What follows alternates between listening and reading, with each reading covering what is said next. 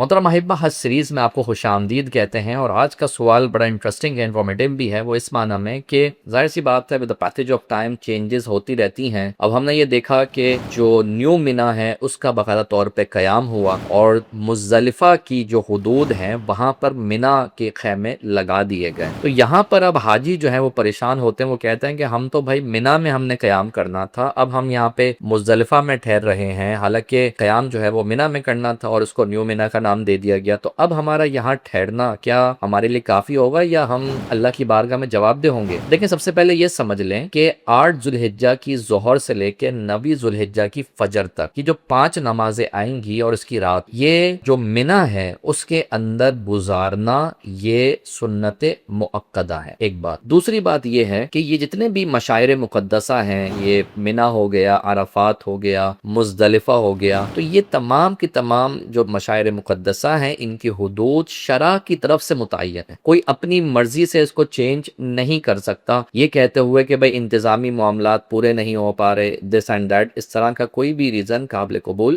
نہیں ہوگا۔ تو ایسی صورت میں اب اگر کوئی حاجی جو ہے وہ نیو منا میں قیام کرتا ہے 8 ذوالحجہ کی جو ظہر ہے اس سے لے کر 9 ذوالحجہ کی فجر تک، تو یاد رکھیے کہ اس کا سنت موقدہ کا جو عمل تھا وہ رہ جاتا ہے۔ اب اگر اس کی طرف سے یہ غفلت کی بنا پر ہوا، آسانی کی بنا پر ہوا، اور وہ جا بھی سکتا تھا وہاں پر، یعنی جو حقیقی منا ہے وہاں پر، لیکن وہ نہیں گیا، یہ سوچتے ہوئے یار کون جائے، تو ایسی صورت میں وہ باعث عتاب ہے، اللہ کی بارگاہ میں جواب دہ ہوگا۔ لیکن اگر بامر مجبوری، یعنی اس کی اپنی خواہش تو یہی ہے کہ وہ منا میں جائے لیکن وہ نہیں جا پا رہا، اس کو الاؤ نہیں کیا جا رہا، اس کا سامان یہاں پہ چوری ہو جائے گا، یہ جو قافلہ ہے اس سے وہ جدا ہو جائے گا، یعنی ایک بڑی پریشانی اس کو جھیلنی پڑ سکتی ہے، تو ایسی صورت میں اگر وہ حتی الامکان کوشش کے باوجود جو ہے وہ اوریجنل جو اصل منا ہے وہاں پہ نہیں جا سکا اور نیو منا میں ہی اس کا قیام ہوا، تو اگرچہ سنت اس سے ترک ہو جائے گی لیکن انشاءاللہ وہ اللہ کی بارگاہ میں پھر